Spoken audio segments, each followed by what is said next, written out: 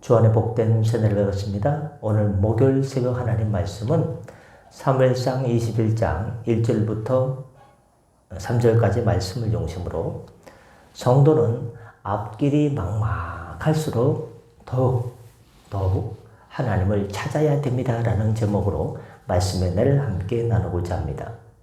오늘 사무엘상 21장 1절을 보시면 다윗은 노베 가서 제사장 아히멜렉에게 이르렀다라고 기록하고 있습니다. 이때 다윗은 자기를 죽이려는 사울의 손을 피해 언제 돌아올지 모르는 방랑의 길을 떠나는 길이었습니다. 그리고 자신의 가족은 물론 그동안 자신의 처지를 이해해주고 도와주던 친구 요나단과도 이별한 뒤였습니다. 참으로 외롭고 무섭고 그런 시기였을 것입니다. 왜냐? 도망자의 신세였기 때문에. 이제 다윗은 어디로 가야 될까? 나는 어디로 도망을 가야 될까? 어디에 숨어 지내야 될까? 내 생명은 어떻게 되는 것일까? 내 인생은 어떻게 되는 것일까? 참 앞길이 안개 낀 공원처럼 답답했을 것입니다. 그야말로 앞길이 눈앞이 캄캄한 상황을 맞이했습니다. 그런데 이때 다윗은 당시 하나님께 제사 지내는 성소가 있었던 제사장들의 성읍이라 불리는 노비라고 하는 지역으로 찾아갑니다.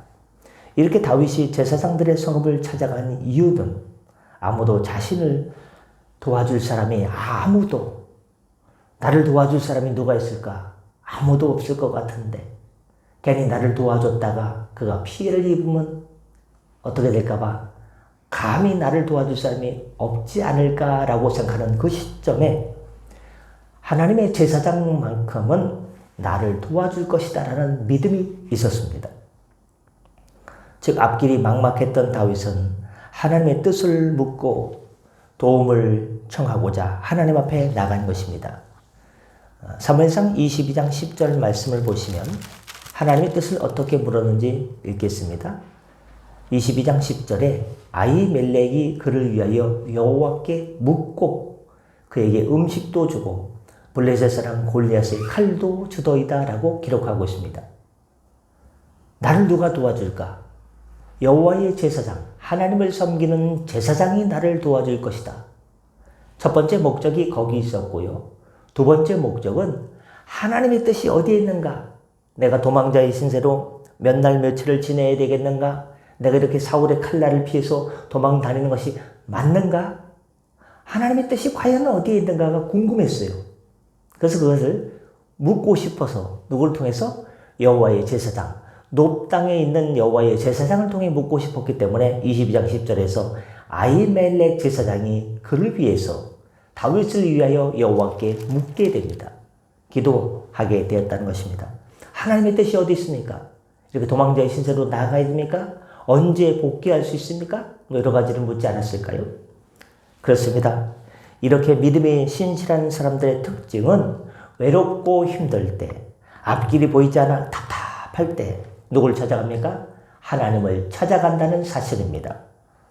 불신앙의 사람들은 어려움에 닥쳤을 때 인간적인 방법에 의존하거나 가장 친한 사람들을 찾아가거나 아니면 나에게 도움을 줄 수 있을 만한, 나에게 은혜를 줄 수 있을 만한 사람들에게 제일 먼저 노크하고 연락하고 만나고자 합니다. 잠시만 날 수 있을까? 왜 무슨 일 있어? 내가 갑자기 어려움에 처했는데 너 옛날에 내가 도와줬지. 이번에 네가 나한테 은혜 갚을 때다 라고 이야기합니다.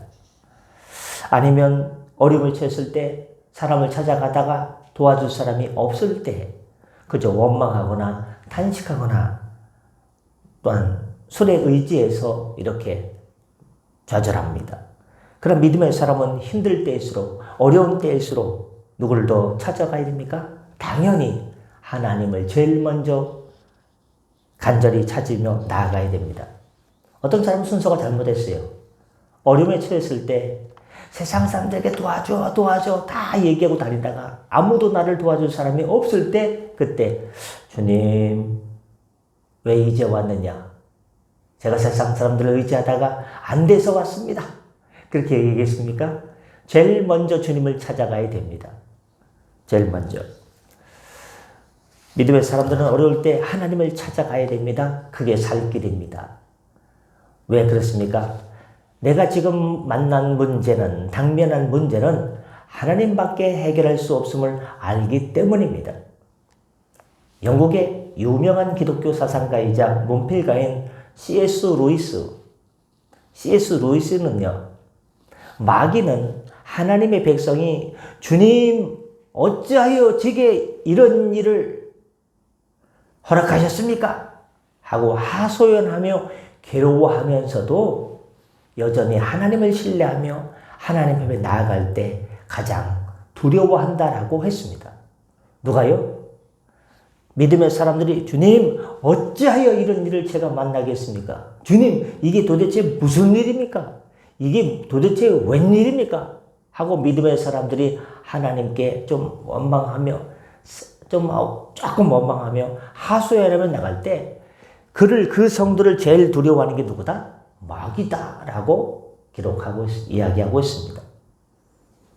조금 원망하면서도 주님을 찾아가는 성도를 사단 마귀가 제일 두려워하고 제일 무서워한다는 것입니다. 즉 하나님 찾는 자를 제일 무서워한다는 것입니다. 간단하죠?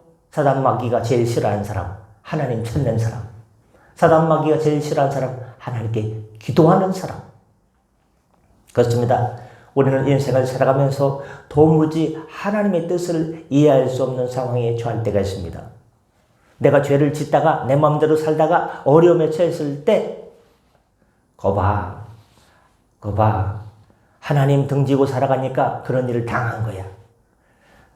나도 이해하고 너도 이해하고 우리도 다 이해할 수 있는 상황은 있습니다. 그런데 믿음으로 신실하게, 믿음의 기반으로 신실하게 살아가려는데 어려움을 만났다. 그럼 이해가 안 되는 거예요. 납득이 안 되는 거예요. 나도 이해가 안 되고 안 믿는 사람도 너 그렇게 하나님 열심히 섬기고 주일 성수했는데 왜 그런 일을 당하냐라고 이해할 수 없는 일을, 도무지 아무리 생각해도 이해할 수 없는 일을 만날 때가 있습니다. 너무도 답답하고 막막해서 무엇보다 왜 하나님께서 나를 이 상황에 처하게 하셨는가 이해할 수 없어 괴로워할 때가 있습니다. 그러나 그런 모든 아픔이나 마음속에 일어나는 의심 가운데서도 여전히 그런 마음속 풀리지 않는 인생의 수수께끼 같은 일을 당했을 때 하나님의 뜻을 도무지 알 수 없을 지경임에도 불구하고, 그럼에도 불구하고 하나님 앞에 여전히 나아가 모든 것을 아뢰고 물을 때 C.S. 루이스가 말하는 것처럼 여전히 마귀는 그 성도를 가장 두려워하고, 누가 가장 기뻐하십니까? 하나님은 그럼에도 불구하고 투덜대면서도 주여 왜 그렇습니까? 주여 하면서도 주여 주여 하고 하나님 앞에 나오는 성도를 가장 기뻐하신다는 사실. 사랑하는 성도 여러분, 믿음은 이처럼 의심과 싸우는 과정을 통해 더욱더 확고해집니다. 나는 신앙생활 30년 했는데 40년 했는데 2대 3대 4대 했는데 의심이 생길 때가 있어요. 과연 하나님 살아계실까? 하나님 살아계시면 이런 일을 나에게 허락하셨을까? 이건 이해가 가는데 이건 뭐야? 과연 내 믿음이 있을까? 난 믿음이 있는 줄 알았더니, 이만큼 믿음이 있는 줄 알았더니 믿음이 코딱지만큼 있을 때가 있고 코딱지만한 믿음도 없고 겨자씨만한 믿음처럼 있는 데도 있고 어떤 때는 겨자씨만한 믿음도 없는 것처럼 느껴질 때가 있습니다. 신앙생활하면요, 믿음의 성도들이 의심이 들 때가 있어요. 의심. 이래가지고 천국 가겠어? 이래가지고 구원 받겠어? 이래가지고 내가 영생 받을 수 있을까? 과연 천국이 있을까? 의심이요. 바늘 찌르듯이 훅 하고 들어올 때가 있어요. 여러분, 믿음이란 이처럼 의심과 싸우는 과정을 통해서 더욱더 확고해집니다. 비가 온 다음에 땅이 굳는 것처럼 의심이라는 비가 우리의 마음속에, 우리의 심령밭에 비가 멀쩡하다가도, 맑은 날을 지내다가도 의심이라는 비가 두두둑 떨어집니다. 그러면 굳은 땅이 어떻게 됩니까? 부들부들해지고 녹지 않습니까? 굳건한 믿음의 밭이요. 단단했는데, 믿음이 단단했는데, 의심이라는 비를 만나니까요. 흐물흐물해지고요. 현찮아져요. 그러나, 그래도 하나님 살아계셔. 그래도 하나님 살아계셔. 의심이 싸우고, 믿음이 싸우고, 의심이 이기고, 믿음이 이기고, 이 과정을 통해서 점점 우리의 믿음이 단단해져 간다는 사실을 기억하시길 바랍니다. 나도 모르는 그 사이에 그 감내는 과정이 기도의 과정이고 예배의 과정이고 신앙생활의 과정임을 기억하시길 바랍니다. 막막할 때 하나님께 묻고 씨름하는 약복강 나루터에서 씨름하던 야곱처럼 씨름하는 이 과정을 통해 하나님만을 의뢰하는 우리의 신앙은 점점 견고해지고 언제가 되면 때가 되면 나의 때가 아니라 크로노스 카이로스 나의 때 하나님의 때 나의 때가 아니라 하나님의 때가 되면 저절로 열매를 맺게 될 줄 믿습니다. 사랑하는 성도 여러분, 지금 앞길이 막막하십니까? 지금은 어떤 때입니까? 지난번 설교 제목처럼 한나처럼 기도할 때입니다. 또한 더욱더 오늘 말씀처럼 하나님을 제일 먼저 하나님을 그냥 먼저 찾아가는 것뿐만 아니라 간절히 찾을 때입니다. 목마른 사슴이 시냇물을 찾아 갈급한 목마름을 해소하기 위해서 이리저리 여기에 시냇가가 있을까 저기에 목마름을 해소할 때가 있을까 찾아 헤맬 때처럼 우리가 인생의 목마름을 해결할 수 있는 분은 길이요 진리요 생명이신 예수님이시기 때문에 지금은 주님을 찾아갈 때입니다. 언제? 지금뿐만 아니라 오늘도 내일도 영원토록 주님 재림할 때까지 영원토록 주님 찾아가고 주님과 함께 영생복락을 누리시는 주님의 복된 자녀 되시기를 예수님의 이름으로 축복합니다. 기도하겠습니다.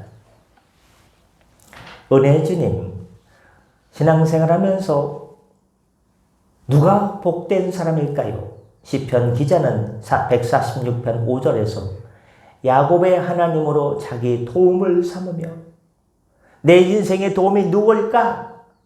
개똥이 아버지일까? 소똥이 아버지일까? 아니라 야곱의 하나님, 아브라함의 하나님, 이삭의 하나님, 야곱의 하나님으로 자기 도움을 삼으며 여호와 자기 하나님께 소망을 두는 자가 복이 있다고 했습니다.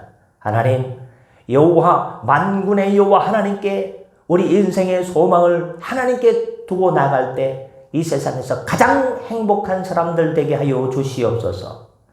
예레미야 17장 7절 말씀을 기억합니다. 예레미야 선지자는 어떻게 누가 복이 있는 사람이라고 기록했을까요? 그러나 무릇 여호와를 의지하며 여호와를 의뢰하는 그 사람은 복을 받을 것이라. 나도 좀 복 좀 받고 싶은데 아무개 성도처럼 나도 복을 넘치도록 받고 싶은데 그 비결이 무엇일까? 예레미야 선지자는 하나님만 의지하며 하나님을 의뢰하는 그 사람이 복을 받을 것이라고 했습니다. 하나님만 의뢰하고 하나님만 의지하여 넘치는 주의 복을 받는 풍성한 물된 동산 성도 되게 하여 주시옵소서. 오늘도 일터로 달려나갑니다. 운전대를 붙잡아 주시고 연약한 지체들 육신의 건강을 회복시켜 주시고 심령의 은혜를 주시고 믿음을 더하여 주셔서 하나님, 주님 향상된 믿음으로 다시 주님을 찾게 하여 주시옵소서. 만나 주시옵소서. 응답하여 주시옵소서. 길을 열어 주시옵소서. 인생을 주님을 의지할 때 성령께서 인도하여 주시옵소서. 열매 맺게 하여 주옵소서. 감사하며 축복하며 예수님의 이름으로 기도드립니다. 아멘. 다 같이 자로 기도하시고 편하게 들어가시겠습니다.